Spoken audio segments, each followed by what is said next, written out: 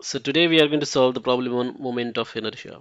We have got a thin rod and at one end we have got mass 4 kg. Other end also we have got mass of 4 kg. And what we have to find is the moment of inertia about this axis which is passing through the center of this rod.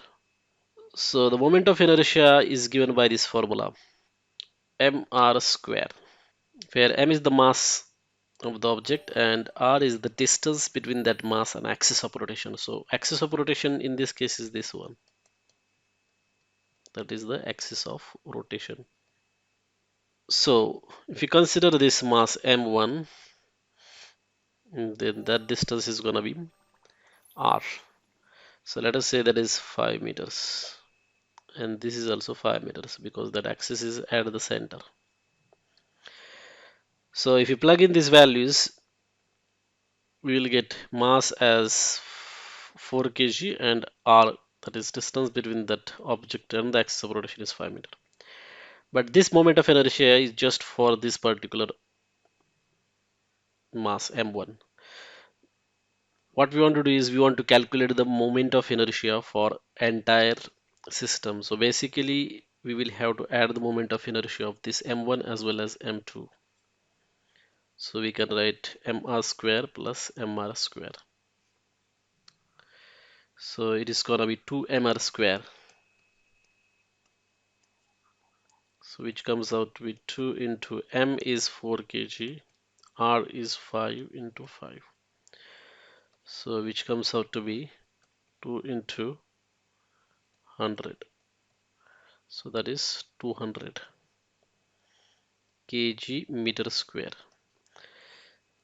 Okay, that's it. So that is how you can find the moment of inertia of this system, which is rotating about this axis passing through the center and perpendicular to the rod. Now next thing that we want to do is we want to find the moment of inertia for the same system, but now the axis is going to be changing. Okay, so now the axis of rotation is, let's say, this one. It's passing through the one side. Now again we can use the same formula. So we'll take the sum of moment of inertia for the first object and then second object. So m1 r1 square plus m2 r2 square. So if you consider this mass, it is 4 kg and distance between that object and the axis of rotation is 0. So this is gonna be 0, right?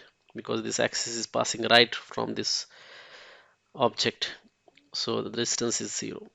Then m2 is 4 kg and r2. So we will have to get this distance, right? Because now the axis of rotation is over here. So distance of this object from the axis of rotation is 10 meters, 10 square. So it is gonna be 4 into 100, which is 400 kg meter square. So you can see that moment of inertia is more when the axis of rotation is at one end. Now we are going to calculate the same moment of inertia above for this axis, okay, this one, but using the parallel axis theorem. So the parallel axis theorem says that if you know the moment of inertia about the center of mass for this system, center of mass is over here, okay. So we know the moment of inertia about this center of axis for the entire system, and that is 200. So we have to get this 200 and then we have to add into that moment of inertia of the whole system about an axis which is parallel to the axis passing through the center of mass. So this red line you can see, this line is parallel to the this axis. So let us say this is axis 1 and this is axis 2. So you can see axis 1 and axis 2 are parallel to each other. So we already calculated the moment of inertia about axis 1, which is 200, right? Now what we want to find is that moment of inertia of the system about an axis 2, which is parallel to axis 1. So we have to just add into that mass of the system into r square.